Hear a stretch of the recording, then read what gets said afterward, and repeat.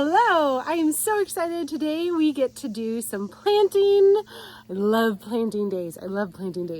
I got some really great roots from Shriner's Gardens in the mail the other day.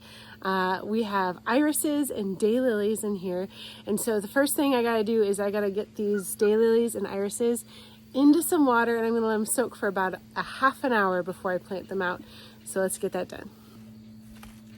Okay, so I got a bunch of bulbs for this year, but I also got daylilies and irises and a few other roots that I'm going to be planting.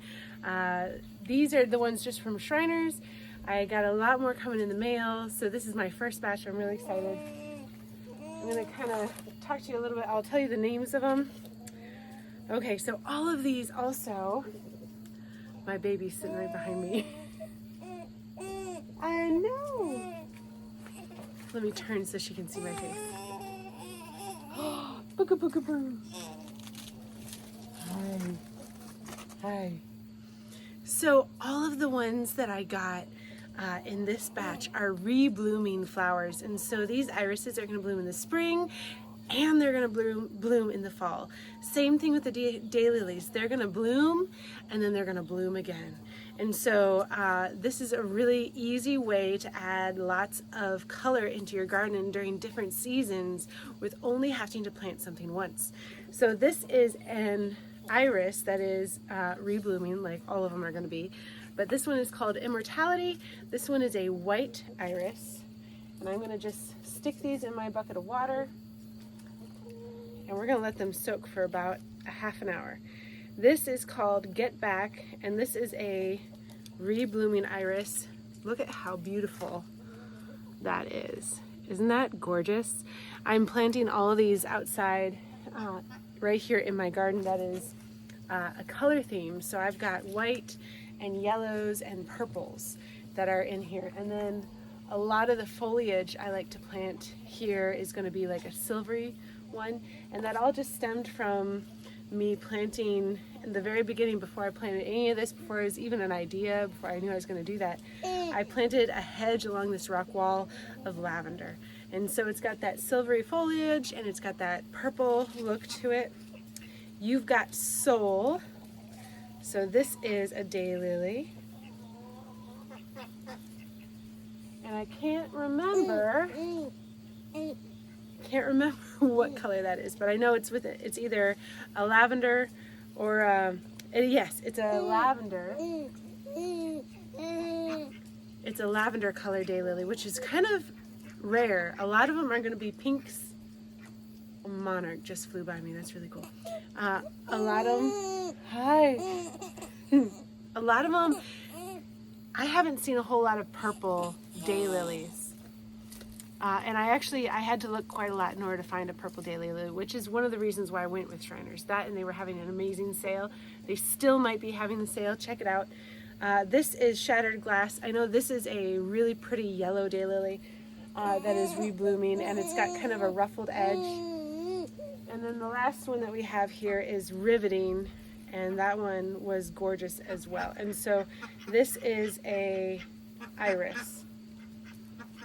So we've got the purpley daylily, we've got the yellow daylily, and then I've probably got that multicolored iris, a white iris, which is the Immortality, and then probably a yellow one.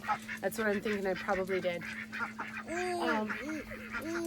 So if you guys have these roots, definitely after they come shipped to you, and especially if you had to leave them in the box for a little bit. I don't always have time during the day to plant things as soon as they come to me. So these need a little bit of a drink. They need a revival. So I'm going to be soaking these for half an hour. I'm also going to be digging up a couple of my irises that I have that have been planted in this garden for a while, and I haven't divided them in about 5 years. It may be only like 4 years actually, but it's been a long time, and it's due. It's due for a revival. So. Okay, well, it's definitely been longer than a half an hour because kids just took longer. So anyway, they've been soaking a good while, which is not terrible. Got chicken stuck in my raised bed. Okay, so I'm going to just take them out.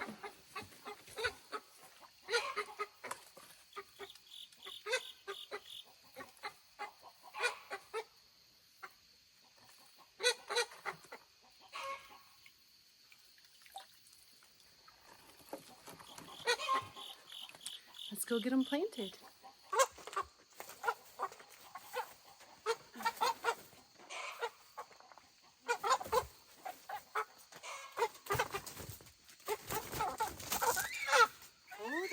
Hold on.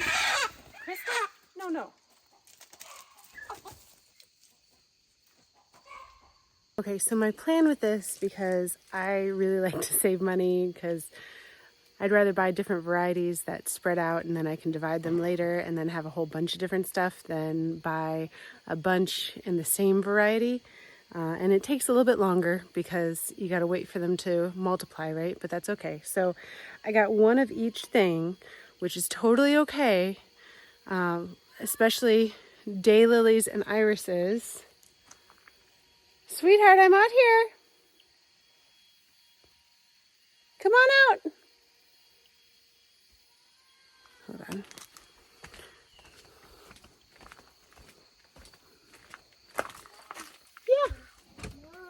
Yeah, come on out. Watch for poop. The ducks have been here. You want me to put that on the table for you? Okay, let's put this on the table.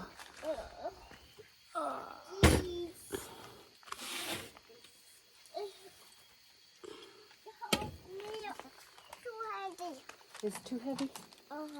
Okay.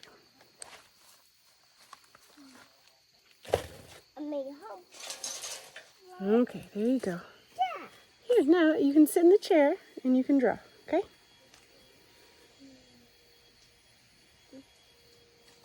Okay. Thank you, Mom. You're welcome. I love you. I love you. I love you. I love you. What do you say? I love you. Anyway. What? What? What about me? Oh no, I'm not going to leave you. I'm just going right over here. Okay? I'm right here. You going to hang out with me? Okay.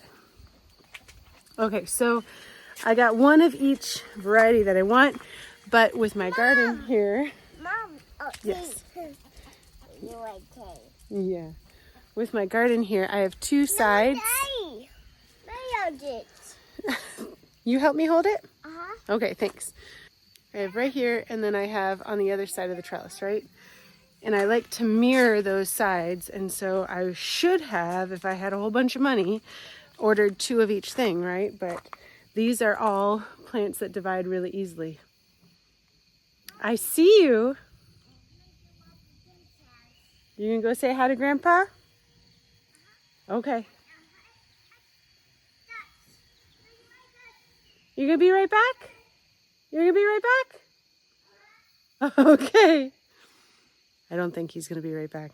He's gonna want to stay with Grandma and Grandpa.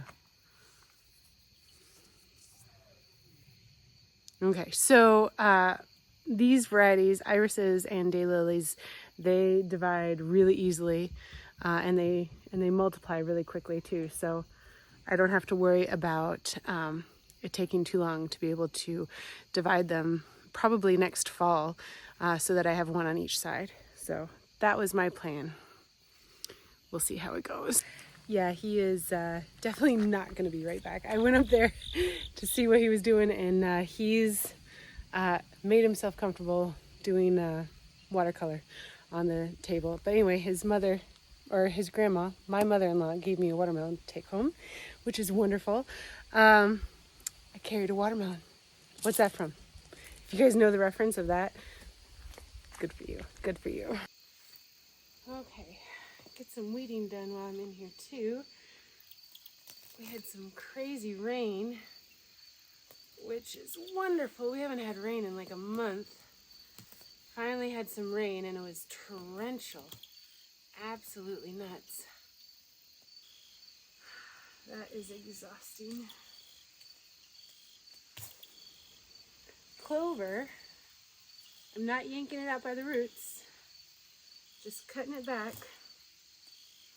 That's how you get the nitrogen. This is a really rocky part of my garden. It's right next to the rock wall here, and there's a lot of rock here, and there's just a little layer of soil on top. The irises love it. I have a really hard time growing anything else here. This is bending my trowel. I need better tools.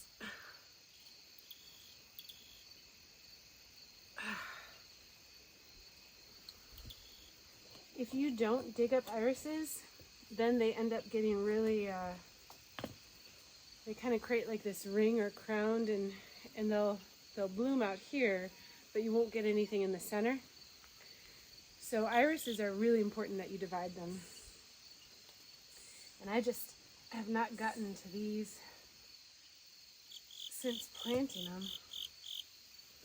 So I planted one root like 5 years ago. So I've got 1, 2,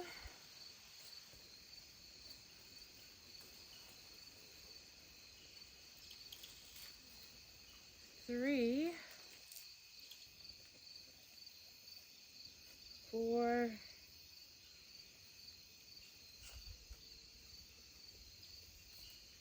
5, 6, 7, 8, 9,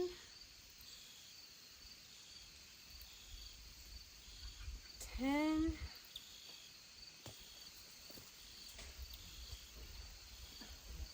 11, 12, 13, 14, 15, 16,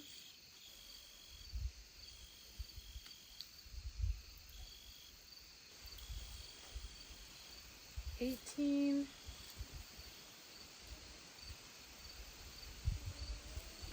19, we'll call that one 20. Okay, so I'm going to put a couple more of those irises that I just pulled out back in, and I'm just going to I'm going to use this kind of as a nursery, I guess, for my irises. Plant them in, because it's really like, I want them to spread. When you're planting irises, make sure that you have a little bit of that top part of the bulb or the rhizome sticking up above the ground. The sun needs to hit those a little bit. Otherwise, they have a tendency to rot. I'm going to put my daylilies here as well.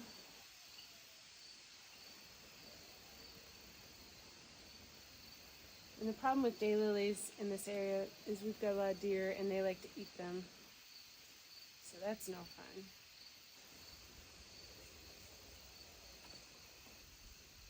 So I've got to have them in the fenced off area here where the deer don't come as much.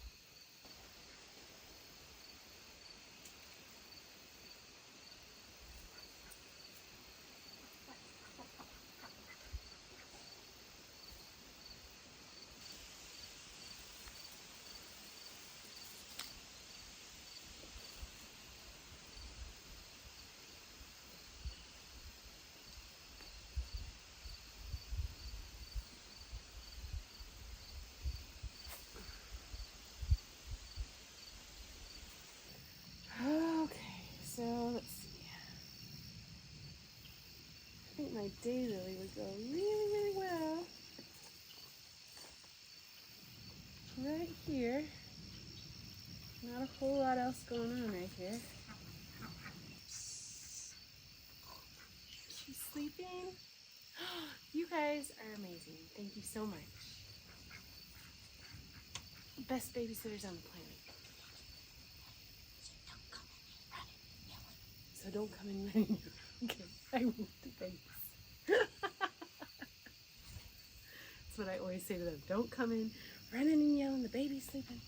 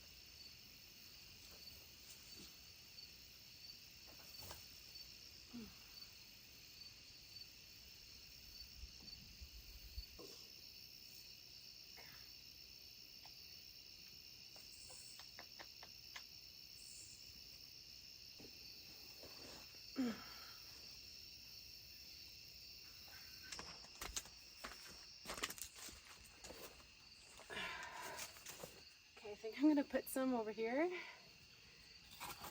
They don't mind the really shallow rocky soil, so even though there's a ton of gravel in this and all the dirt that's on top is just runoff, I think this will be really good. So you see there are these rhizomes, right? And there's roots on them. So if the rhizomes are showing in the sun, that's fine. You really want to make sure that these little roots are definitely the things that are getting buried and buried well, though. I don't know if you can tell, but this was lemon balm, and it was really bushy, and it got trampled and squashed, and this became a bare spot because my dearest dog, Daisy, this is where she would sleep.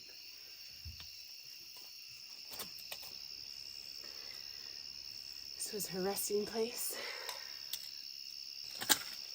And she won't be resting here anymore.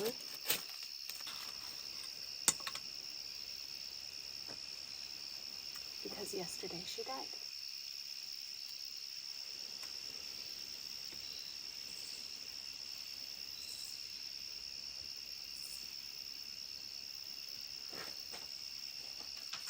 And we think that it was cancer. She was only 3 years old.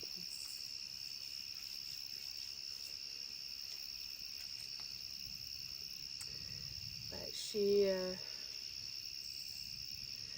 won't be here anymore. She was this beautiful Bernese mountain dog.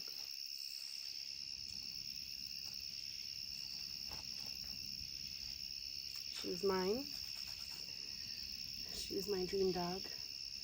And she was gentle and kind and goofy and playful, and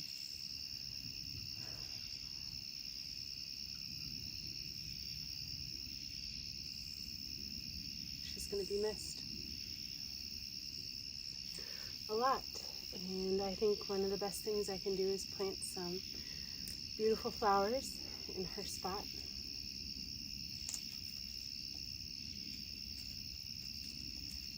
Just kind of keep it as a beautiful place to remember. We kind of figured it was going to happen yesterday. I actually talked about it on our live stream a little bit. At the very end, I asked everybody to pray for her because she hadn't gotten up that day, and she was just laying down. She'd move over to the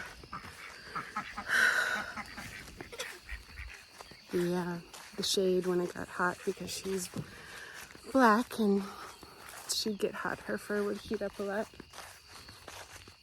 At least most of her was black. And we had company over, and halfway through their visit, my husband came in and told me that one of our daughters found her, and that was rough. So it ended up being a nighttime burial. My husband dug the grave, and we ended up putting her really close to the house because she really liked to stay close to the house. That was her. If there's coyotes or anything like that, our other dog would just go running and chasing the coyotes off, but she would come right to our door. She wouldn't budge, and it was like she was protecting her people. And she wasn't afraid. She was just, that was her post. And she loved being close to the house. So we buried her near. So this is the grave that we dug, and my husband was out here. He was shoveling by oil lamp light. It was really beautiful. He had 2 oil lamps. One of them was hanging from a little hook that he stuck in the ground here, and the other one was on the ground. It was really beautiful. So this is what my kids did, and I'm gonna straighten this all up in the spring, but underneath some of this grass right here, there's a very rocky spot, and that's where we buried my dearest friend Edward, who was a gray fuzzy cat. So you can see they have quite the view here too, and these were, and then also Bella, Edward and Bella, right? Anyway, now I have Cassie and Nesta, and if you understand that reference, good for you. But those were my special friends. So it's been a rough day. Anyway, I hope you guys have a wonderful day. Thank you so much for hanging out with me as I divided and planted and got things in the ground. I got my box of Holland bulbs. I'm gonna let all of them come in, and I'm just gonna do a mass planting. That'll be a good video. I hope you guys have a great night, and thank you for being with me this evening. Stay blessed.